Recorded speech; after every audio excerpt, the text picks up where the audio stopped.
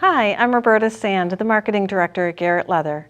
At Garrett Leather, we'll help you understand the differences between our products so you can confidently select the best leather for your client. Our native collection is a leather that is reminiscent of the past. It's sanded by hand to expose some of the lower fibers of the hide, which gives it its signature rugged appearance. As a pure aniline, the color is fully achieved through our fiber dye process, where the dyes penetrate the entire thickness of the hide. Let's take a closer look.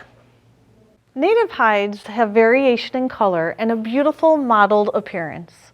This mottling is evident in all colors of native, especially the dark ones. Native markings such as neck wrinkles, fat wrinkles, and healed scars may also be evident.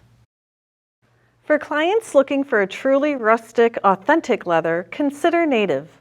Native is a great option for all upholstery applications.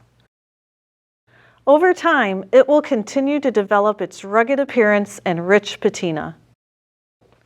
If you have questions regarding native or any of our products, please contact us.